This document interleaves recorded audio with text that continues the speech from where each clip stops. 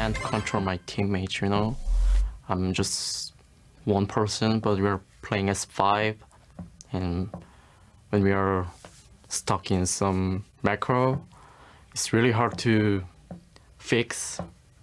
Because every single time is every different moment of our macro, like that we have to adjust, but I don't know, it's really hard, yeah. Hello, everyone, and welcome back to Monday Night League, where we've got Evil Geniuses getting their first go at Cloud9.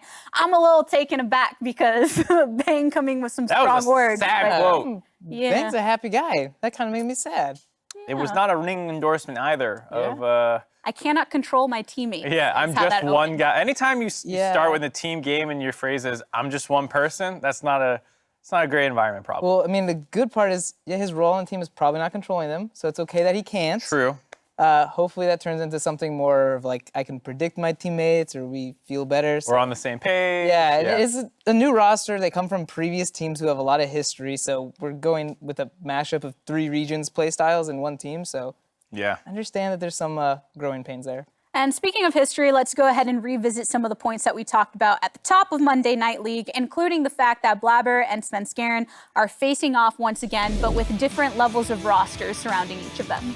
Yeah, I mean, Blaber and the rest of C9 look like studs, all pro, probably gonna get placed in there. Easily. EG is struggling. They're up and down. Sometimes Jiizuke is making the game-winning play. Sometimes he's diving a turret and dying. And I think that's sort of what Bang was alluding to.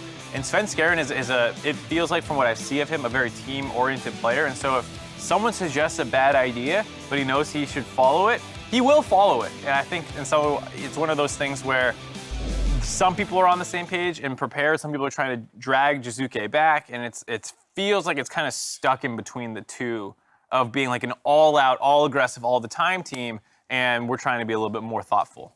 Yeah, I mean, I'm fine with that kind of style where one guy is like to him and you got to pull him back. I think that's much easier to learn and grow from. However, like I'm going to put a lot of the pressure on Svenskeren to make this work. I think he's a very seasoned player and he's been able to shot call for many metas. So I'm expecting him to be the one to turn this team into his play style. Yeah, he's the 3rd highest win rate all-time player. It's just the problem is going up against Blaber, #1 all-time win rate. Yeah, but it's like 10% of the games that it's played. 200 versus 20 or whatever it was. So over time, if Blaber can keep that over this time, that's going to be crazy.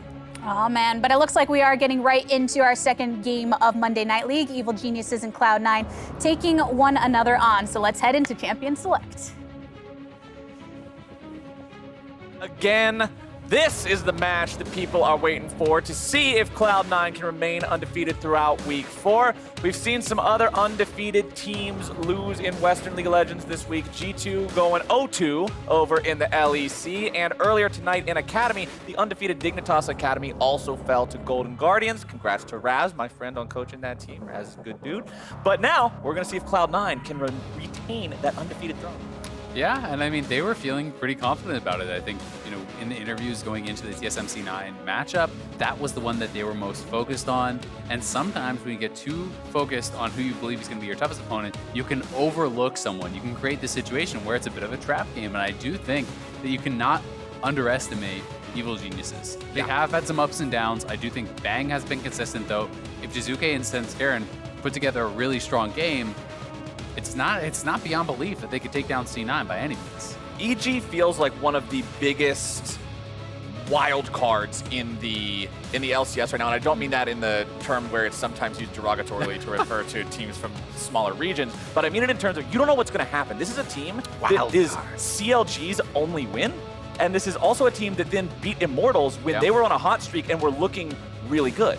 So Evil Geniuses are really, really just all over the place with how well or how poorly they can perform. If somebody could beat Cloud9, like you said, if Cloud9 aren't properly prepared for this, it could happen, but damn, have they looked like so far above everybody else so far. Yeah, they have. I mean, Cloud9 has been making pretty short work of most of the teams throughout the LCS season, but, not only did we see EG actually take down Immortals, they also took down FlyQuest, who has 5 wins now too. So they've beat the 2nd place team and the 3rd place team, or tied for 2nd team, whatever you want to call them. Now all that remains is the one that's sitting on top. Are the evil geniuses the hero killers after all? They're the We will blue have shell. to see. That's what they could be. Their color is dark blue, but unfortunately, they are going up against a different shade of blue. So we'll see. It's Rumble, Xayah, and Rakan for EG. So solo lane plus the bottom laners locked in. Over on the side of C9, they're going to switch things up a little. Also having the bot lane locked in with the MF Leona combo, very deadly there, as well as picking up the Gragas for the jungle. Yeah, Leona also considered a pretty good matchup, generally into Xayah and Rakan. You can just kind of follow that Xayah through the jump back to the teammate with the Zenith Blade, lock them down, and really set up well for MF, especially post 6. If you can get a good engage onto that Rakan and there is no Aftershock or anything procced, you can get 100-0 very easily in a stun into ultimate with the MF ultimate channeling over top. So they're going to have to be very, very careful about that. There's also some powerful engage here coming from the Gragas that has been selected for Blaber. And it is going to be the Olaf ban. Makes sense when you're playing the Gragas. That is one of the worst matchups for Gragas to actually go up against. And then taking out the LeBlanc, which has been Jiizuke's most played pick. He has 3 plays already on it and did have 1 incredible carry performance on it. So trying to limit his ability to pop off. Evil Geniuses, you got 1 ban left to go. What's it going to be? Timer's run out, and Yasuo Makes is sense. the pick. So Yasuo and Kiana both banned out. Olaf, LeBlanc banned out by C9. C9 still has to pick both solo lanes. We'll see which one they want to give that all-important final pick of the draft over to. It looks like it will be Nisqy in mid lane. You mentioned in the last game about how Aatrox is something that a lot of top laners are confident taking into a variety of matchups. Licorice has been popping off as a top laner. I am not surprised to see him being okay. Him saying, okay, skill check this with whatever you want. Yeah, exactly. I mean, there's just not really a lot of matchups that will trash you unless someone is willing to play very aggressive stuff, play a style that is built around them split pushing and dominating a side lane. And most teams, even if an individual is comfortable doing it, most teams are not comfortable with that overall strategy. So we'll see what Kumo wants to bring out. That could be a mid rumble, you have to remember. So we haven't necessarily seen the top lane pick yet for Kumo. Now, Jarvan's locked in for the side of EG, and Jarvan especially effective against AD carries that do not have any sort of mobility. Misfortune, if she doesn't have her flash ready, will be stuck in that Cataclysm. There's nothing to save her like a Thresh or a Tahm Kench. And it looks like it's Renekton in the top side to deal with Aatrox, Rumble middle most likely. Yeah, it should be Rumble mid. It is pretty interesting. You know, I was kind of considering they could go towards something like Galio. We have seen it here and there. J4, Galio, Rumble, Rakan, incredible engage. This is more kind of stable. You do have Renekton to be able to deal with the Aatrox. You can duel up fairly well. I do think it's pretty much a skill matchup, maybe more in Renekton's favor in the early stages. Cassio will be the answer here. So Cassio, you know, it's honestly a pretty tough matchup for Rumble. With the Scrap Shield nerfs that are in now on 10.3, you are going to take the bad end of a lot of these trades. If you do actually get tagged by the Q, Rumble can get the push early on and can get pretty heavy kill pressure, but Cassio is one of those champions that really can deal with you pretty effectively, especially if you're going to take Phase Rush. The ability to kite Rumble and punish if you ever overheat, to chase you down is pretty high, and it is an incredible teamfight menace as you get into later stages that is going to make things really complicated for J4, Renekton, and Rakan, who are all incredibly reliant on those dashes, which is shut down by the Miasma. Plus the Rumble individually, the biggest source of consistent damage, the Flame Spitter, you've got to be facing your opponents to make that do anything. And as soon as you're looking at her, Cassiopeia's got the window to use the ulti, lock them down, and make that go the other way. Cloud9 and EG, the coaches are shaking hands. We're about to work our way onto the Rift here. Cloud9, I said it before, I'll say it again, because they have just seemed on an entirely different level of play from everybody else in the LCS throughout these first 3.5 weeks. It hasn't even been close. And the exciting part about it is that it's not just this really passive, defensive stuff. They're not always sitting back and saying, okay, we'll outscale you. They are willing to take fights. They are willing to go at you, to skill check you in lane, to skill check you in 2v2s, and to continuously make aggressive plays, having the confidence that they will outplay you, that they will come out on top in those games. And that is resulting in so many of their wins being at or below 30 minutes. They're so much faster than the rest of the league, and they have been damn near perfect so far this split. Let's see how it goes. Loading into the Rift now, the final game of the week. Evil Geniuses in the blue, Cloud9 in the red. Can C9 complete the undefeated spree with week 4 here, continue going on even further into the midpoint of the split. Halfway through the split is literally just next week. We've already nearly gone through half of it. Time flies in League of Legends. Yeah, it's crazy, man. I feel like these years just fly by when you're doing the LCS. Well, Cloud9 would love to have the rest of the season go by, still going undefeated. No team in the LCS has ever gone 18-0 through the regular split. People are rumoring and whispering on social media about could this be the run. It's obviously still very early, but people love to have that kind of hope.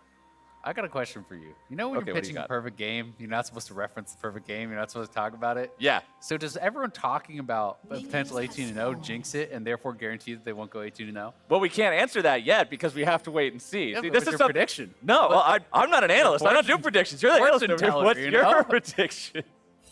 I'm just here to see how if it happens, it'll be absolutely incredible, and we get to That's make true. lots of hype stuff going into whatever next event that we go into. I mean, if you go 18-0, you probably win a split, and then we Get a get to make, trailer with some explosions. yeah, we're gonna get some Michael Bay tier explosions going into MSI. 18-0. Who else did that? Nobody. Yeah. But Evil Geniuses would love to shut it down right here. Remember, this is a team that, and I really enjoy the attitude they've had because they came in talking about how, hey, we're going to be better than Team Liquid. We're not here to be number 2. This is our goal. And their CEO, Nicole, after last week made a thing, well, we're even with Team Liquid, so we're doing exactly what we said we were going to do. So I enjoyed the taking it in stride starting off here in the middle of the pack, but to beat Cloud9 would just be an awesome way to end their 4th week. Really would, and Sven is going to be going for this red to enemy blue. Looking for a little bit of vertical jungling here, going to be able to grab that away. That's pretty cool. Also, we're touching on a couple of the runes here. We can see Nisqy is actually going Conqueror. So this is not the phase rush. It means that he won't have the null shield. He won't have that kind of defensive ability that a lot of players do like in some of these dangerous AP matchups. But it will allow you to, in extended fights, really start to sustain heavily. When you go secondary into domination, you're going for Ravenous, you're going for Taste of Blood, and you combine that with a stacked up Conqueror, the self-healing on Cassio becomes very, very, very powerful. And Rumble can really struggle to actually punch through that if it's well played. And I like how EG played that jungle invade. They sent Jarvan into the bottom half, and then they brought their top laner down after securing lane priority to stop a potential counter invade from Blaber. So he is behind right now. Yeah, he's definitely behind. Blaber does actually trigger that vision plant, so they should know that he's down here on this bottom side and could look to make a response or potentially a gank. Svenskeren is actually set up mid lane here. He knows Blaber's on that bot side. Svenskeren, he Got the does flash. take a lot of damage coming out from Nisqy, but Nisqy is burning incredibly low. It is so dangerous. But Blaber, he makes the play. He needs a little bit more to successfully find this kill. Another barrel will seal the deal. He's taking a swig. He's looking for it, but EG managed to get both of their players out. Comes Licorice though. Licorice is making his way down. Smite came out from Svenskeren. Licorice has made his way in. But now it's going to be a full-blown battle as the TPs are being used. Licorice will be taken down, but that's going to be a 2-for-1. Cloud9 able to make it a double over onto the jungler. Kumo running himself away almost back to the tier 1 turret. And Cloud9 will claim the fight. Nisqy with the auto attack. C9, 3-1. What an incredible collapse there. Nisqy teleporting back in, Licorice roaming down from bot lane. But EG, they were not on the same page there. Svenskeren was disengaging. Nisqy flashes the flag and drag, and Svenskeren says, great, all right, that's it, we did it, we got the summoner. Jiizuke is going in. He's overheating. He almost takes him down by himself. If Svenskeren had stayed around with him, Svenskeren had flash. That could have been an easy first blood kill. They were not on the same page. The communication was not there. And as a result, Blaber just continues the chase. He smites for healing, so does Svenskeren. Licorice has made that collapse faster. The Q flash knocks him up. Nisqy arrives with a teleport. Despite the fact that Licorice goes down, it's an easy chase down here for Nisqy, and Cloud9 gets so much more off of a jungle mid mistake from Evil Geniuses. And I want to go back to what we were saying, because the jungle advantages Svenskeren got for himself, it meant Blaber was out of things to farm at that moment if no ganks happened. That was the state of the game when we said, yeah, he's behind. But when you swoop in, you get 2 kills, and then you get priority over the map to take both Scuttle Crabs, that statement is now completely false. Blaber is feeling real good in this jungle. Of course he is. He's feeling incredible, and that's going to be one that's so frustrating because you can't necessarily say that what Svenskeren did was wrong or what Jiizuke did was wrong. What was definitively wrong was that they both did different things, right? You know, getting the flash on a flag and drag, spending no summoners, and then walking off and saying, all right, we'll come back and I'll flag and drag and I'll knock him up with my flash and we'll kill him. That's fine. So is, you know, Jiizuke going for the kill and Svenskeren flashing in and securing that and then hoping you can run away from Blaber in a 2v1. But they kind of split the difference and end up really paying for it. We'll see if EG can recover from that now, as they are about 1,500 gold down after that all played out. Not only was it 3 kills for Cloud9, they all had assist money tagged onto the end, including the first blood. It's so rough because it's not even just any team, right? You're falling behind against the best team in the league, who is 7-0. Svenskeren has made his way down into the bottom side, but so has Blaber. The Predator is activated. Zeyzal and Bang take a lot of damage here. Vulcan and Zven backing away.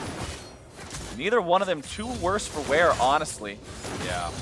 Zven didn't really take any of that damage. He was mostly focused on Vulcan, who is able to heal quite a bit of that up, and Blaber just looking to poke them out with that Predator barrel. He's going to be starting up this Dragon. Nisqy has priority. Mind you, Jiizuke based and does not have TP, so you can't really contest this. It would be very much so a one-way trip. And if you try to go over the wall as J4 and get miasma, you can't even flash out. Yeah. So that, I think, is why Svenskeren is wisely not going to challenge. You know, the risk-reward there is just too poor. He will not try to do it, and that means C9 get the Ocean Drake here to start things off with. Feels pretty nice having that in lane. Only 7 minutes into the game, so we'll see how this continues moving forward, if they're able to stack those up very quickly, get an early soul. But right now, the farm across the lanes is looking pretty close, with slight edges going the way of Cloud9. Yeah, I mean, I think one of the most important matchups that is going to be swung by this Ocean is actually the mid lane matchup. You know, I referenced all of the sustain that is in this kit on Cassio, and Rumble does kind of have to wear you down. You can't just run at him necessarily and 100-0 him very easily. You are going to have to be trying to poke him down, utilizing Comic, utilizing Harpoons, and with the in-combat regen that is actually given to you from Ocean, as well as the early tier that he got because of those fights going bad, well, you can't really attack his mana, you can't really attack his health very effectively, so your only hope at that point is just kind of farming it out, or maybe a jungle game. Bottom side, Zven nearly going to be killed here. EG in the 2v2, almost have the play, but now the junglers have showed up. Critically, Blaber is almost no mana, and he's in a bad spot. Zven makes his way back. He's not retreating fully from this fight here just yet.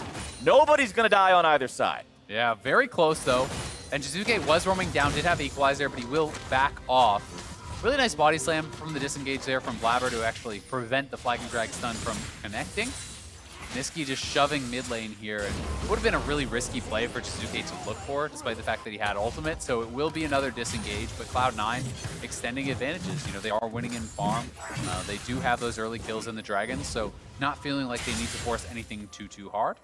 Rift Herald is alive right now, and everybody from Cloud9 just got back because of the state of their health and mana bars, and they've immediately run to the top side. You talked about it last game. This is what's in the textbook right now in the meta for professional League of Legends, and Vulcan and Zven have done their homework. They're here, they're ready to go, shove out the top side, and rotate down.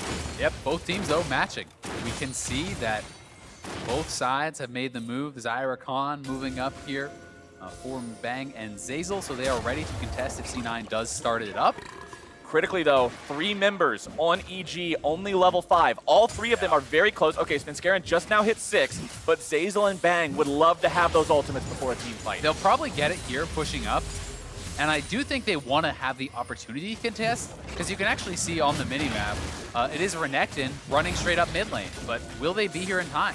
Let's see, Evil Geniuses trying to make the defense, buy themselves a little bit more time.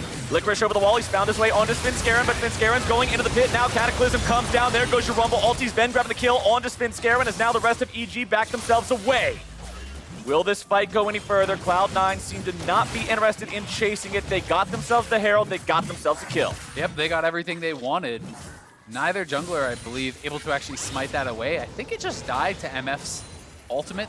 I'm not actually 100% sure on that, but Zven going to be able to pick up a kill on Svenskeren and grab the Rift Herald there over on Licorice. So C9 again coming out on top, extending that gold advantage, and this is something that they have been so good at doing. You know, we're seeing globally a lot of teams sitting back and just looking to stack dragons and not necessarily extending an advantage. Maybe they're a couple thousand gold ahead at 10, but then they stay that, 20, 25, and they're just looking to win through Soul. C9 will attack you, will press for plays, and look to create bigger and bigger advantages. Here it is one more time, as Svenskeren makes the call to go in, going right in on top of Blaber. He gets very, very low, and it does look like it was either an auto from Blaber or the ultimate from Zven that did take that down. Either way, Cloud9 do grab it. And EG tried to do the Cataclysm into the Equalizer combo, just that team fight soup of making the bucket and pouring all the damage in, but it wasn't quite where they needed it to be in terms of bursting anybody out from C9. You can see those damage meters looking pretty high there, pretty gnarly from the Cloud9 solo laners. Yeah, I mean, when Cassio can just kind of stand and fire, when you are not the one getting dove on, they look to actually knock down Blaber, I think, to potentially steal it away. They're hoping we kill Blaber, I smite it away, we grab the Rift, great. Unfortunately, when you go for Blaber, you are letting those solo laners free fire, and Cassio will be very frightening if she can connect with that. And while you're locking someone else in with that Cataclysm, you're also locking yourself in to a miasma and making it very easy for Cassio to return damage. Vulcan is around the corner here, over the wall in the Raptor pit. And Cloud9 may just try to make a dive here if they want. Shelly will take down plenty of money from that mid lane turret. And that's a good use of Rift Herald. They won't get the turret itself just yet, but they've managed to give themselves priority over the bottom side river. And with a 3,000 gold lead, they feel confident in starting up the Infernal Drake. EG walking over. Vulcan's going to buy some time, start off the fight. MF ulti coming through, damage going down. Into the back line goes EG. The kill onto Zeyzal's going to start the fight off. Svenskeren taken low, taken out. Cloud9, 2 for 0. Vulcan there on the front line still. Being burned away by Jiizuke, but he can't go in too much further. He has overheated, now finally has the ability to cast the spells again. Low health bars on the Cloud9 bot laners. Blaber still with about 2/3. Jiizuke and Bang doing what they can. Nice flash over the wall! And Jiizuke will kill Zven for the second time this season. There's the end of that 100 KDA dream, and he got him. Blaber's going back in, though. Cloud9 looking to grab some revenge, and they've got it. Licorice with a slam over the wall to set Nisqy up to get that kill. Kumo's running away. C9 looking to maybe go further, but they choose against it. They will not get the Drake. They have won the fight, but at what cost? Yeah, it cost the KDA. Zven hanging around, though, at low HP. Was not trying to be that KDA player. Barely escaped, but Jiizuke rightfully flashing in, getting the shutdown, so that 1-for-1 pretty worthwhile, and they do deny at least the immediate dragon take. EG are back out on the map, but Zven has respawned, and I think Cloud9 are going to head right back to the scene of the crime and try to take that Infernal Dragon. Let's take another look at how the fight went down here. Yeah, this engage I think was a lot better. Instead of it being onto Blaber, Vulcan was split up a little bit from the rest of the team. The Cataclysm right on top, then the Charm interrupting Misfortune's ultimate. Zven barely got out of there. He was down to under 100 health. He wants to hang around to potentially help them out. Jiizuke is overheated, but as soon as that expires, he actually spots Zven with the ward. Zven moves back, and he is going to take his opportunity to flash over, get the shutdown on this Misfortune who was separated out. And EG are able to stop the dragon, so well done by them. But it is C9 right back at it, starting it up. They get mid lane prio, and this should be a pretty easy one for them. I don't think that EG really has everything they need to try to contest. Not when Rumble took barrier and is sitting top lane, clearing out the wave and farming up. You know you're not going to fight for that one. So C9 will take it. And that means we get yet another Mountain Soul this game if either team collects all 4. Infernal and Ocean already under the belt of Cloud9 with a 4,000 gold lead. Still no turrets actually taken this game. We saw Cloud9 drop the Rift Herald in the mid lane. They got it down to about 20% HP, but that's all. So that gold bonus still available for either team. Yeah, and that could really explode the gold lead here if C9, who is already very far ahead, I mean, they're 4,000 gold ahead.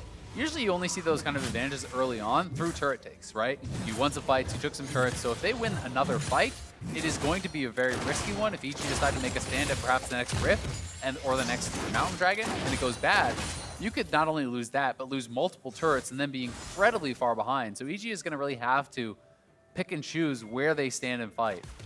3-0-3 on Nisqy's Cassiopeia. 6 out of 7 kill participation. Been critical for what the team's doing from start to finish in all these fights. And remember, after the action's all done here on the Rift, it's only just starting for the broadcast. Tune in after for Monday Night League on twitch.tv/BudLight, where Avali's going to be hanging out with some of the players, having a good time. Cracking open a cold one with the boys and talking about the games we saw here this week. It'll be a good time. You don't want to miss that. But back into this game, Gragas is trying to crack open a cold one on EG, but won't quite find the accuracy. Yep. Rift Herald, though, coming on up. EG is around mid lane, trying to get some priority back here so they can have the option of contesting. C9 very clearly wants to make the move over to the Rift Herald. You can see that Blaber and Licorice were already parked over on that side of the map. They have 5 members here. They have priority. They will make this move. And this should result in their first tower take if they get it, but EG's looking to contest. They feel like they gotta fight for something. Don't want to fall further behind. I respect EG's drive to not just give away the game, but you gotta be careful. The MF ulti comes out, and now Svenskeren's in the middle of 4. The damage goes through, and it is doing so much. Nisqy's on a rampage. The damage just pours into the EG health bars. Jiizuke is occupying Licorice, and by occupying, I mean dying. He is gone as well. A double kill over to Nisqy, but C9 also lost 2. The fight has gone the way that they wanted so far in terms of the advantage, but can they get even more? Bang trying to flash away, Kumo getting out now as well.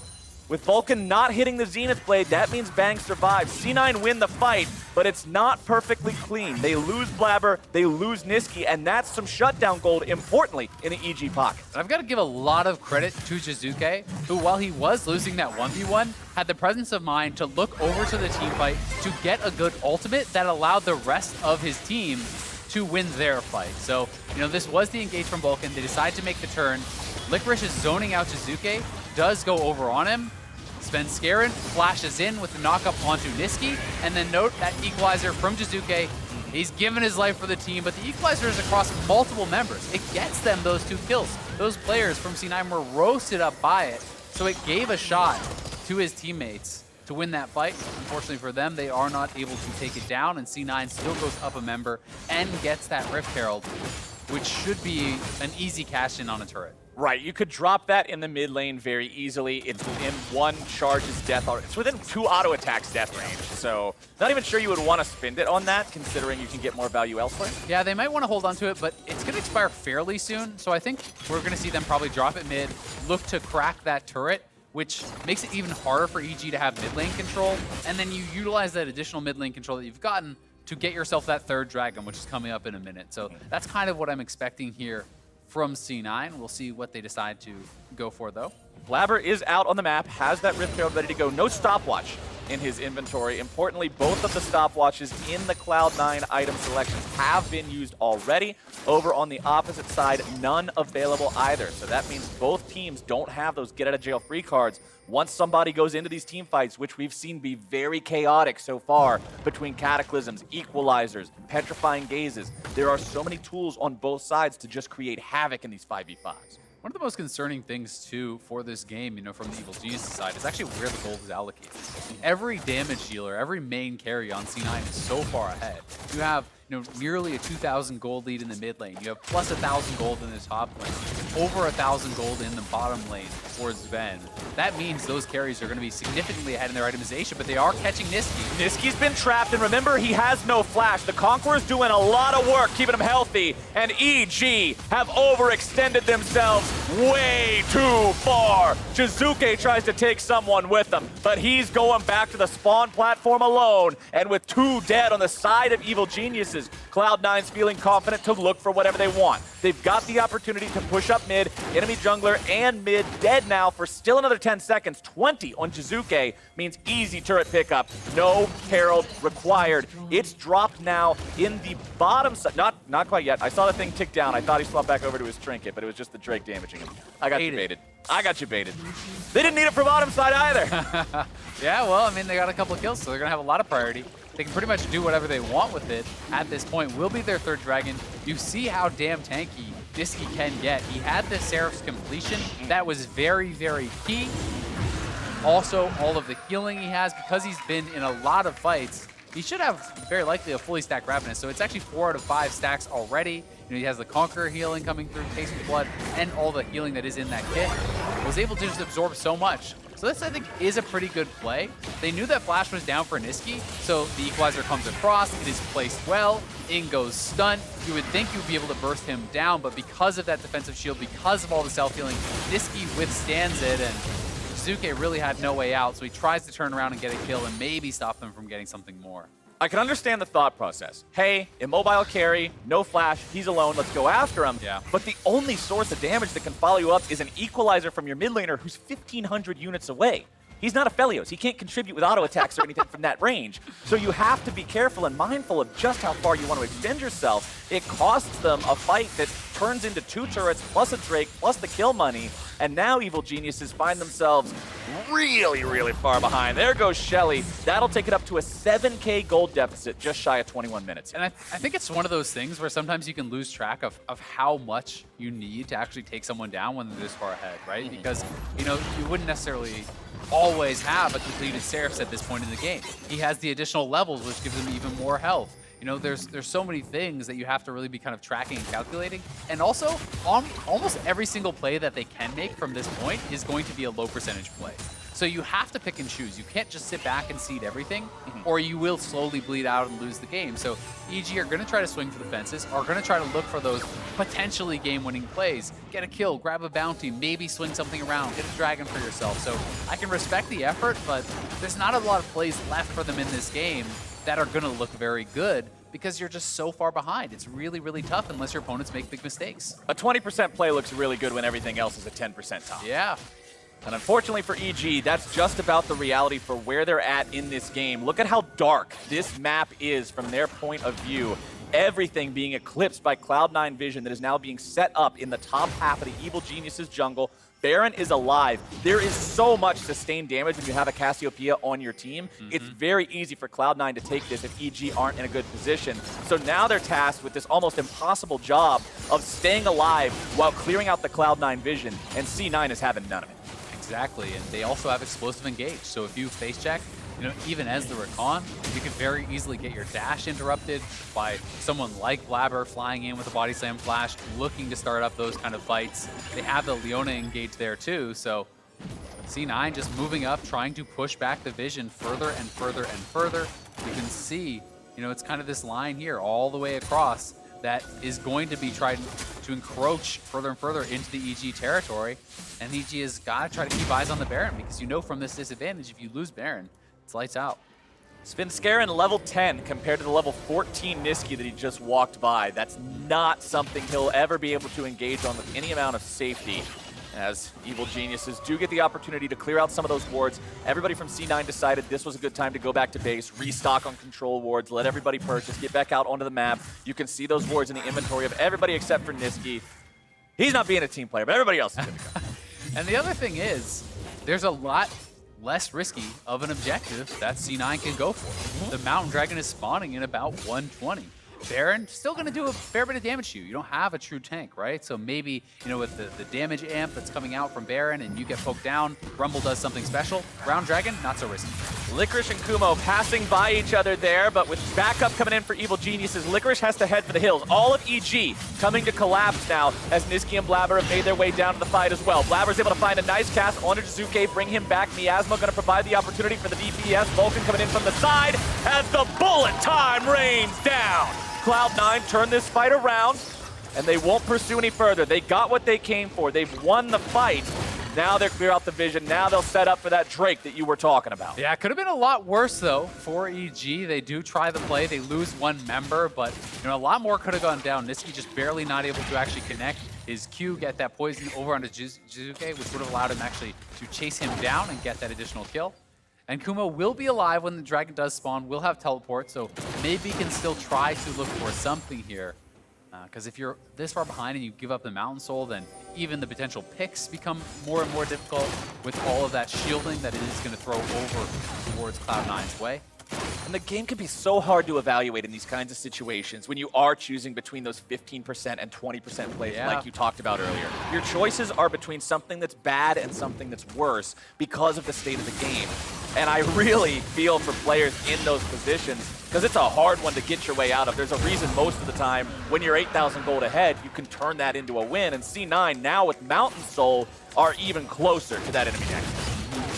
And it just looks so crazy when you see that Mountain Soul over on a marksman who also has overheal. You know, it starts to become so intimidating to say, okay, well, I've got to take this guy down, but he has 600 in shielding when you start the fight, and I'm behind. So Permanent Jonas shield. good luck actually, getting that much damage out. And it also refreshes even in combat. As long as you are not being hit, it will actually come back up while you are fighting. So that is something that you also have to worry about in these potential fights. Svenskeren still only level 10 on this Jarvan, the same level as the supports in the game. His inventory, he has a stopwatch so he can stay alive if he goes in and creates that Cataclysm. But the only completed item he has is a Cinderhulk. You look across the board, you compare that to the items in the inventory of Blaber. Fully completed Zhonya's Hourglass. He's got the Runic Echoes, working on the next item now as well. Very scary. As the Miasma goes down, fortunately for Svenskeren, he's able to use the EQ combo to get out. Yeah, that was Vulcan's ultimate, so they were looking for a pick there. Svenskeren quick to get out.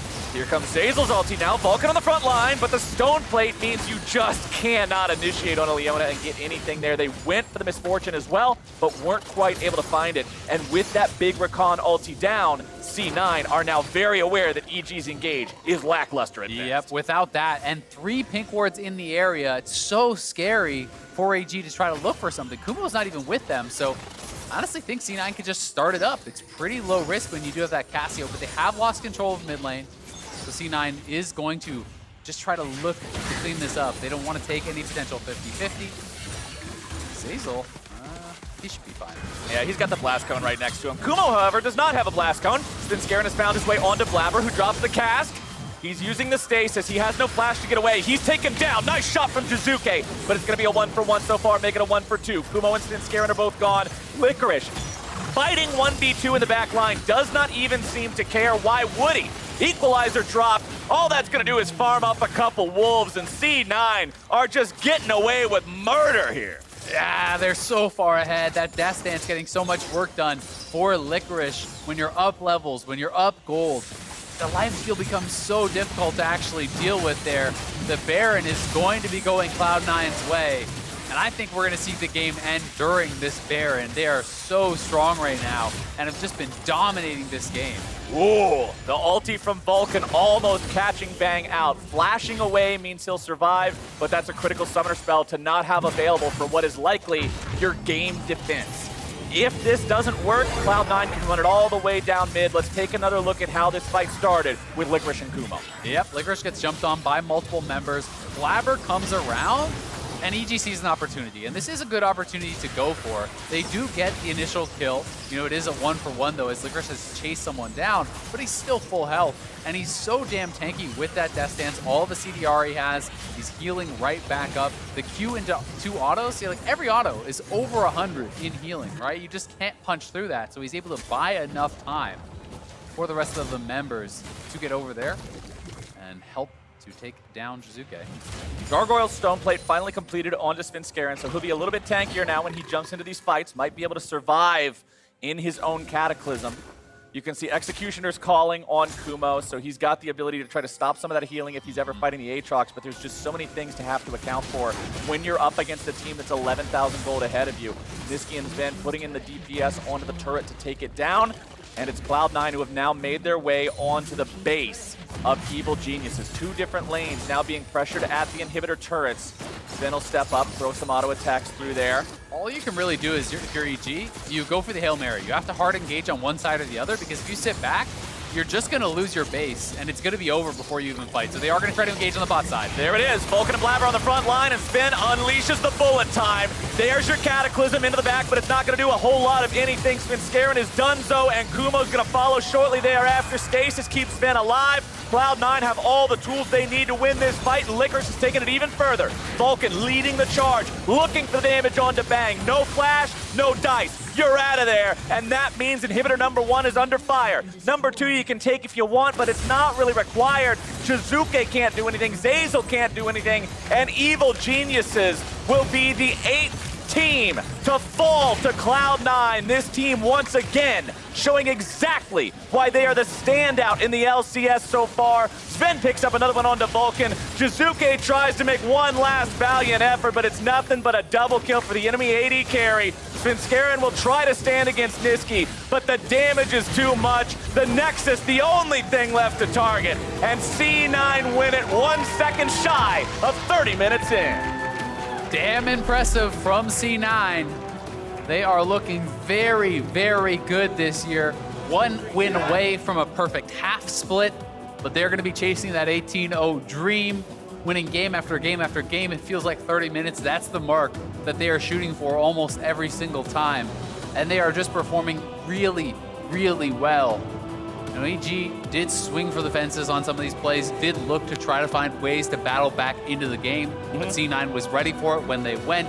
C9 was always felt like first to the objective, first to prepare, and always very far ahead. And it all started at the very beginning of the game. Even though the initial counter jungling pattern I liked from EG, they had the solo lanes both move up to ensure that there wasn't going to be a counter invade coming out from Blaber. But then when push came to shove and it turned into a, well, somebody's got to get ganked now because there's nothing left to farm, they got outplayed. It was just what you said. The communication wasn't right for EG, while Cloud9 was coordinated. They had everybody working together. It got them that 3-for-1. And even though it's 3 minutes into the game at that point, it feels like, okay, the snowball started. Yep, and I mean, that's one of those things. It kind of speaks to the different mindsets that these players sometimes have, right? Everyone talks about Jiizuke as the guy who's always going to go forward, who's always going to look for the kill. And Svenskeren was happy to just take the more moderate advantage of a free summoner and back off and look to repeat later. Instead, Jiizuke wants it. Svenskeren's backing off. Not going to work out against Cloud9, who punish you every time for those kind of errors. Well, that is the last game now wrapped up here for week 4, but we still got some more stuff coming your way. After a quick break, Pastry will interview the Cloud9 support, Vulcan. You don't want to miss that one. Stick around.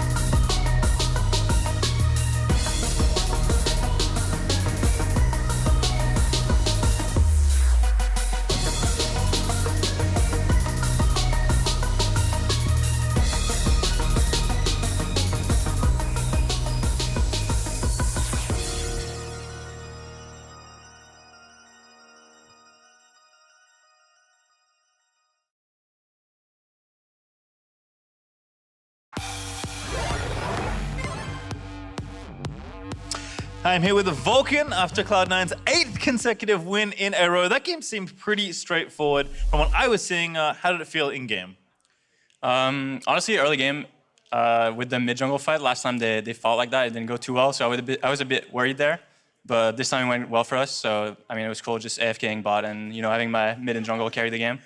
But in the mid game, it took a little bit of time before we snowballed. I think we fought like 3 times in a row on a dragon. Some people died like 1 for 1, and then we reset, went again.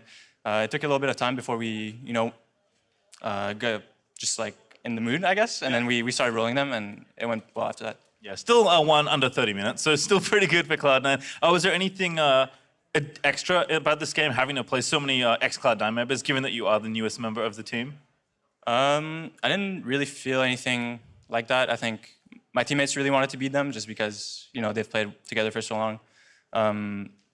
But I didn't really see any rivalry between the 2 teams, personally. And then, of course, Cloud9 is doing so well. 2 of your teammates have already won the MasterCard Player of the Week. Would you like to make your case for maybe winning it this week? I did not die. I took 0 kills, so that's a good support right there. I don't think I played too well today, though. I think I hadn't really been practicing Leona too much. I was on the Tom Kench knowledge trend, and then they banned me out, so I pulled out my first time Leona. I did all right. Well, looking pretty good as far as I'm concerned. Congratulations on the win today. Cloud9 still undefeated, as you're going to throw things over to the Bud Light Breakdown. Welcome to the Bud Light Breakdown, where we break out the final game of the week before we hand it over to the Bud Light League Lounge. You look like you want to say something. He was trying to sell us on why we should vote for him to be the... good reasons. There were good reasons. The most important one, though, is someone has a pose that's not... I think there's like 3 of them there. I guarantee you whoever wins the next one has it. Whichever player doesn't have that pose will have my vote. Yep, they'll be the winner so we're not in my voting heart. for like actually the best player? No, I don't care Whoever anymore. looks the coolest sort of thing, that's the new criteria? Yeah. All right, got it. It's whoever ends up looking the coolest, and then also just the fact that of whether you die or not seems to be. That's not going to be a harder one to try and ask people to do. Not everyone's on Cloud9. Yeah, I think if you're not on Cloud9 right now, it's a bit harder. Yeah. Yeah, not quite. But as we end up wrapping up the day, let's see how the team stacked up. So we've got 10 in total, and while Cloud9 still stands strong, 8-0 at the top, starting to see some shifting in the middle portion of the pack. Do you feel that some of these teams are coming into their more identity of where they would stand? I still am not super sold on any of the remaining top teams no matter what. I still think it's pretty early in the split, and I'm kind of expecting at least one more shift before we go into playoffs. I will say, I think FlyQuest and the Mortals are definitely playoff teams, though. Whether or not they stay in 2-3 is a different topic, but I've seen enough out of them, especially just how well they work as teams when a lot of other teams don't have an identity, they're struggling. These 2 do seem pretty good, so I expect they will make playoffs. I can say that. Dignitas and Golden Guardians a little less certain on.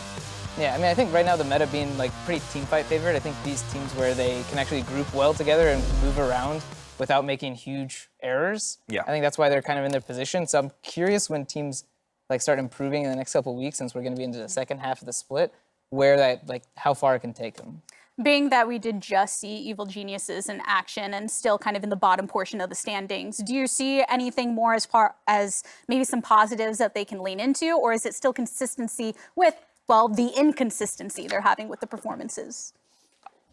I mean, you gotta they need to help me believe in them, and the interviews that I'm seeing are not that positive, even from like their own internal camps type stuff, and that's when I, on the outside, I'm like, you gotta try and sell me on you, and it's not really working. And in game, they seem just totally different pages, highlighted best by that 3-minute gank. Yeah, I mean, so the game started, they have a stronger jungle matchup, so they actually make an invade off. I really, really like that. However, like once they make a play together in the mid lane with Jiizuke and Zven, like they get the flash for free. And this is definitely a moment, I think Zeyzal mentioned it on the desk. If they both did one thing, it was going to be correct. And I think Zven was playing the smarter way, where he's like leaving, because the chances of Cassio overextending are so low unless that guy's just hard inting. And Nisqy's been playing really well. So the fact that he started walking up and that baited Jiizuke to stay, like that was totally Nisqy knowing like I'm safe. I got my jungler in my back pocket. And then Jiizuke thought, oh, this guy's making a mistake and went for it. Why is he stepping up again? Yeah, why is he stepping up? So I think that was definitely, they kind of pulled the little bait out from under Jiizuke. And I would have appreciated, they did the gank. Now they're going to freeze the wave and pull it. And then Cassio is going to be dead in 30 seconds. Yeah, you can repeat gank that with double flashes anytime to get more kills, and it just gets worse at 6 if the timer works so that you hit 6 and their flash is still down, or you just do it again. You can just kind of chain gank, hopefully, and the fact that it went so wrong so quickly just blew up that whole game plan. Well, the calculated risk versus the risks that weren't always working into a reward. But with that ending our week number 4, let's take a look at the games that we have coming up next week in week number 5. Are there any matches in particular that either of you are looking forward to most? I mean, you have to look at Cloud9 if they can go for the 9-0 start. But I actually don't think that will be that good of a game unless CLG does the truly counter logic thing and somehow wins. Otherwise, I think Immortals Dignitas, just because it's another one of those soup battles. Yeah, I think Immortals Dignitas and then FLICKR Golden Guardians are going to be pretty close. I think when we have to do predictions, those are going to be the ones where we get a lot of, like, not the same predictions. I don't know how to word that properly. Yeah. Disagreements? But, disagreements. But yeah, Dignitas Immortals one I'm really curious about because I still want to see more out of Immortals in terms of like clean victories. And I think Dignitas is a good proving grounds where they have really high floor. So if they're able to do that against Dignitas, I'll be more comfortable saying they're our top team. Yeah, the strong ability of Xmithy to call out the win conditions compared to the opposite, and with a strong start looking to kind of power through a bit. Mark, are there any aspects that you think that Dignitas could try to bring through to counter some of that more level-headedness we're seeing in the IMT jungle? Well, like you said, you heard probably say about floor, as in like all the players on Dignitas are really, really good. They're talented. And I would like to see them take more risky champions that force a little bit more skill checks because Ori and GP, which we've seen them play a couple times now, that doesn't do anything for your entire top side of the map. They basically are just farming and scaling. It's hard to make plays with them. I want to see more proactivity out of the top side of the map where a lot of their strengths are, not like, oh yeah, we'll scale. As much as people talk about great scaling, you still can scale and have playmaking like an Ornn or something. Yeah, that's fair. Actually, yeah, we've seen a lot of GP out of them. I kind of didn't connect the dots because I'm just like, I love GP. When he's great at GP. Yeah, he is. And then I'm like, actually, yeah, it's kind of farmy for a long time. Yeah, he doesn't get to carry until 25 minutes, and sometimes the game's over by then. And moving back to an individual basis, while the race for MasterCard Player of the Week was tighter than ever, guess what? Another Cloud9 player, everyone. Nisqy is the lucky pro. Is that the pose? Who walks away with the accolade. I have a feeling we're in for that pose again. I mean, he deserves it at least, despite the pose. His Qiyana just had that rough start, but instantly turned it around, and then ran away with the game, made a lot of plays in side lanes, and then the Cassiopeia game was incredible. Yeah, I definitely give him a lot of credit for staying in that Qiyana game after their like debaucherous 2v2 that happened. I think a lot of players would really kind of crumble under that pressure, especially in such a volatile matchup. But he did really well, and then again, we just saw him after the bait of Jiizuke, TP's back into the fight and cleans up one more under the turret, so it's pretty impressive stuff. Yep, he said during the last week he was the best, and here he is striking that pose again. Any thoughts from you two before we close out the day? No, I mean, I'm excited to see how things shake up. I want to see Team Liquid turn around. As much as it's interesting to see them in 9th place, it's painful. It's not that interesting. I really just, I need to see it come back because that was another team where you could like look at their macro and really appreciate how they're playing the game. But right now it's just like super messy. So I want more teams where I can really just admire, oh, that was a beautiful play. I'm so glad they made that choice there. Like, I want to say that more often. Well, probably, Mark Z, I always admire the company that you bring here on Monday Night League. Now, if you're looking for something to cap off the week in North American League of Legends, stick around for the Bud Light League Lounge, where Nadeshot, Papa, Cody's son, and Meteos will all be kicking it with Riv and Ovly on twitch.tv/BudLight. But now, for myself, the casters, and the entire live broadcast crew, thanks for watching, and we'll see you over at the Bud Light League Lounge.